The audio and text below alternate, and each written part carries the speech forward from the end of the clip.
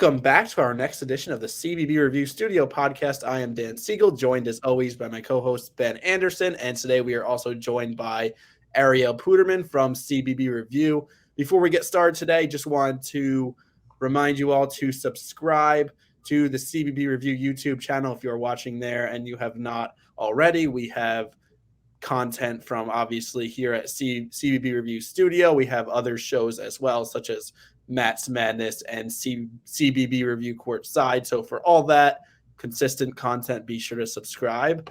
Today we are going to do the third part of our 6-part series evaluating the transfer portal and the winners and losers team-wise of the transfer portal. We have the ACC. We did that one. We did the Big Ten. Today we're doing the Big 12. And Ben, Ariel, this is a conference that is in a transitional phase, so to speak, because this coming off season, there is, or this off season that's undergoing right now, there's Cincinnati, UCF, BYU, and Houston all joining the Big 12 for next basketball season. But Texas and Oklahoma are still there for one more year, and then they will be going to the SEC. So I guess there'll be 1 year of matchups like Cincinnati and Texas in conference. But yeah, this Big 12 was the best conference in college basketball last year, hands down. We'll start with you, Ben, then I'll throw it to you, Ariel. Overall thoughts before we get into our winners and losers.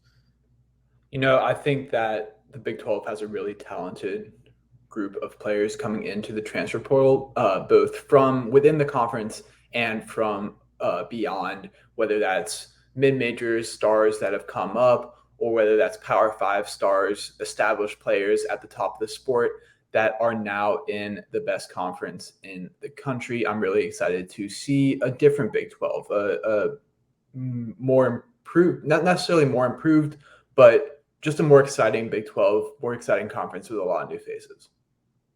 Yeah, kind of like you said. And also, it seems like this is one of the more balanced Big 12s just heading in. Obviously, there's still a little bit of off season left, and some teams are going to make some moves. But going in, there's really not a clear favorite right now. Kansas, they've lost a lot. Texas, they've lost a lot. Kansas State, they lost 2 of their best players from last year. So, yeah, it's really exciting. And the transfer portal's definitely played a big part in this offseason and a lot of these Big 12 teams, and I can't wait to get into that.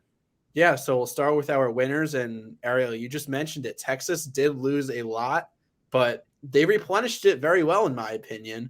And that's why they're going to be one of my winners in this transfer portal cycle in the Big 12. I think it starts with those 2 guys that you see at the top of the additions column.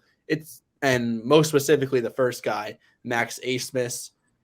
If you have been following college basketball closely or even just watch the tournament, this guy, Max Abmas, the point guard for Oral Roberts, 4 years of experience, 3 years of 20-plus points per game, including that 2020 to 2021 season where he led the country in scoring and then was big in the tournament, leading Oral Roberts to 3 tournament wins as a 15 seed.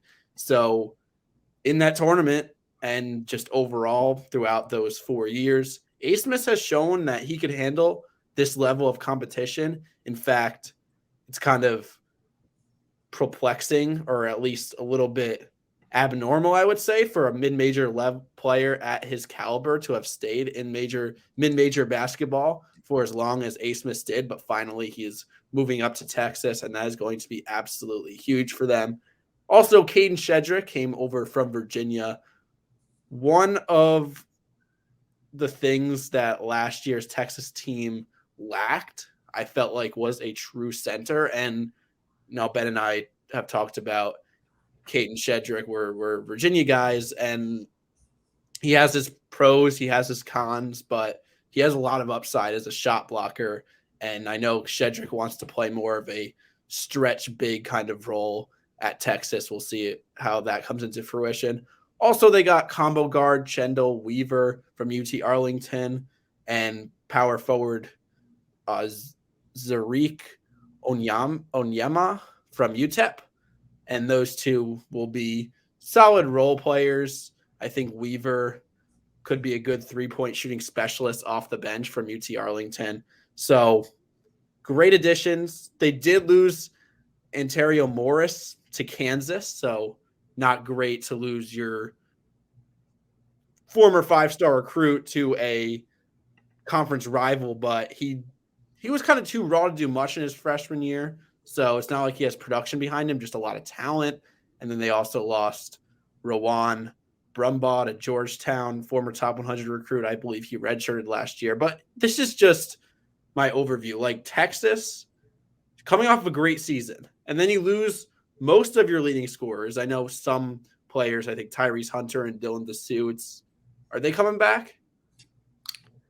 DeSue is for sure. Tyrese Hunter is in the draft right now, but a lot of people think he's going to come back. Yeah. Okay. So either way, but even if both of them come back, you're still losing a lot from last year. And you would think that they might take a step down. And with the portal, they got better and they got more experienced. I really think Texas fit that get old, stay old mentality. And they shouldn't skip a beat next year. Maybe go slightly down, but they really retooled very well. Yeah, absolutely. I really like this pick as a winner. I think that Texas, while they will struggle with depth, in my opinion, again, like they sort of did last year, I think that the top of their rotation is just one of the strongest in both the Big 12 and the country. All right. Which one of you wants to go next? All you, Ben. All right, I'll take it away. In a similar manner to Dan's winner, Kansas has lost a lot as well. And I want to pose a question to you guys.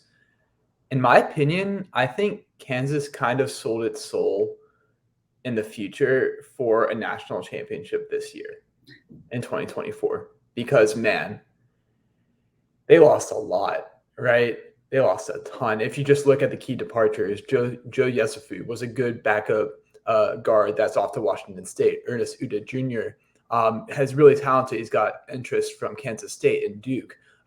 And Zubi Ejiofor off to St. John. Zach Clements, Cam Martin, MJ Rice, former 5-star MJ Rice. Bobby Pettiford also had solid minutes.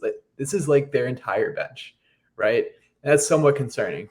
But if you look at who they brought in, I think that you can argue that Hunter Dickinson may not be the best player in the portal, but for this Kansas roster, he is one of the most important gets they could have gotten. Averaged 18.5 points and 9 rebounds at Michigan, was an All-American his freshman year. Really all the accolades in the world that a college player could have. In addition, they bring in Nick Timberlake, a transfer from Towson, who has the shooting capabilities that Kansas sort of struggled with. They only shot 34% from beyond the arc last season. That was just one of the worst aspects of that team, I would say. So he brings that aspect there as well. And then Artarian Morris, Dan mentioned him in the Texas segment, but he has some high upside there as well, former 5-star. Look to see what he can do there. And we can combine those with DeJuan Harris and KJ Adams, and we still don't know whether Kevin McCullough is coming back or not. I think you have a really solid group that can, while not very deep, can absolutely compete at the top of the conference and the country. The only question is it worth all the key departures that you see on the right? I think it absolutely is, because here's the thing. In today's day and age, you want to focus on 1 year at a time, because if you try to build for the future, the transfer portal could just rip that away from you anyways. So who's to say, look, Kansas is, you said, selling their soul for a national championship this upcoming season. I think that's fine, because who's to say they can't just go back next offseason and retool again and do the exact same thing they did this offseason. So I think that's definitely a viable strategy, especially in today's changing game. But man, don't look at their bench right now. That's all I'm going to say. Yeah. Okay, so they lost depth, but I'm talking about just purely in general, sacrificing the future for the present is definitely what you want to do. Sure, I agree. I just don't know to the extent that the Jayhawks did. That's fair. What do you think, Ariel? Yeah, I just want to add 2 things. One, there's still 3 scholarship spots available on Kansas right now, so unless they want to just keep 3 guys off the bench or bring all the walk-ons onto scholarship, they're not done in the portal. They can keep adding on to this, bringing some solid guys off the bench, maybe even bringing a new starter, someone like Grant Nelson, if he decides to come back to school, or Arthur Kaluma even. Also, we're kind of talking about building for the future. They have 4 freshmen on their bench. They got El Marco Jackson, a 5-star. I know this is a transfer portal episode, but they do have 4 really solid freshmen. So they'll get minutes. They'll develop a little bit. And while there's probably a good chance they'll probably hit the portal next year, if they don't, then Kansas has some young talent that they can work with. Fair enough. I just, you look at this and they're still, but don't get this twisted. They're still my winner because of the upside that they created this year. I'm just looking more in the future. Yeah. All right. Who's your winner, Ariel? Yeah. They were looking like the biggest winner of the offseason until their coach made a couple comments that you can't really use in 2023, but it's going to be West Virginia. And just looking at who they brought in, it's pretty unbelievable. You can even take out the Manhattan guys because Jose Perez at least was before this, I guess, transfer portal season. He just wasn't eligible to play last season, but he's been on campus and on the team since September. But first, they bring Kirk Risa. Is he the best player of all time? Is he a controversial player? Sure. But if he can get it going and if he can be properly disciplined, he's a really, really good college player. He can shoot the ball well. He's a smart player. He just sometimes gets in his head a little bit too much. And I think with a guy like Huggins, who's so well respected, and we've seen so much success with all those players in the past, if he can turn him around, he could be a really, really talented college basketball player. Then they get Jesse Edwards, who I think is probably the most underrated player in the portal. He was absolutely incredible at Syracuse last year, and that was kind of foreshadowed by their disappointing season. But he was really, really solid, really good shot blocker, good scorer, great rebounder. He could easily make his way onto the Big 12 Player of the Year conversation if Dickinson doesn't win it. And then my sneaky pick was Raekwon Battle. A lot of people probably don't know of him because he's a Big Sky player, and most people are sleeping by the time Montana State plays, but he's super athletic, can shoot the ball, high energy player, just a guy you want on your team. I assume he's going to come off the bench, but he'll be a great bench piece for them. Then you look at departures. I think that's like a main thing that people really struggle with is while they're bringing in all these guys, they're losing a lot. And they're not really losing anything. Jimmy Bell played a little bit last year, but he wasn't really a main piece of that team. And then Jamel King, Josiah Davis didn't really play. So they bring in a lot, but they don't really lose much. And I think they're bringing back Trey Mitchell too, who's a really talented forward.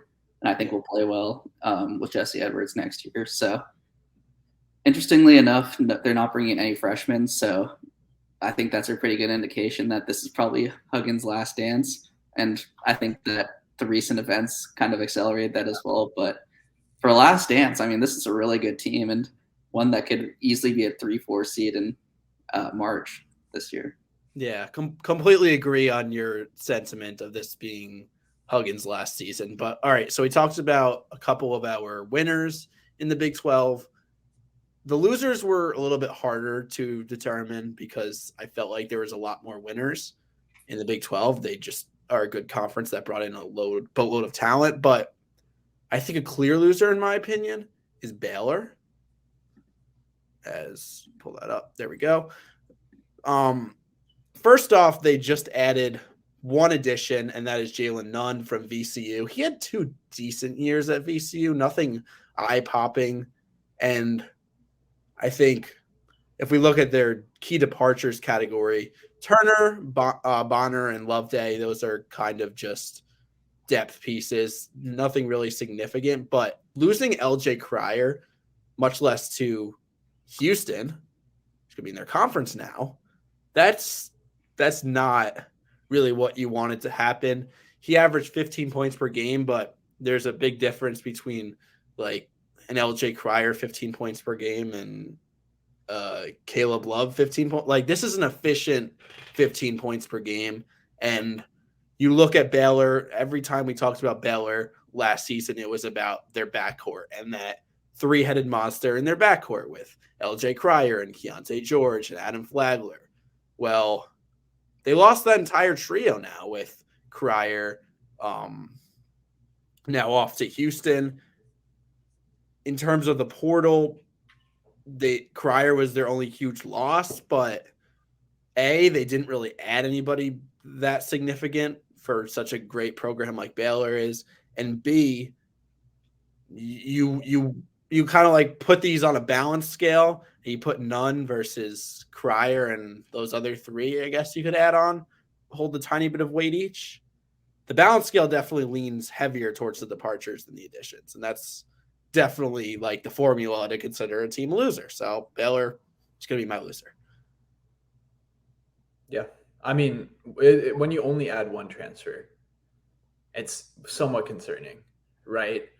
Sometimes you can get away with it. Wisconsin comes to mind as an example, who's bringing back a ton of pieces, and they just needed one wing scorer, which they got in AJ Storr. But Baylor's not only losing Cry, they're also losing Keontae George to the draft, and just I'd be a little worried if I were Baylor. All right. Yeah, if you look at their team next year, it's kind of concerning. And with Houston coming in and BYU and all those guys, Langston Love, Jaden Nunn, Jalen Bridges, Caleb Lohner, and JTT, that's not a winning team. That's not a top 25 team. Is that a tournament team? Maybe on the bubble, but we've kind of grown used to just trusting Scott Drew, but he's had the talent to back it up. And this might be the first year since before COVID that we really haven't seen that talent. And it's really going to see how good of a coach Scott Drew is, and given his current roster.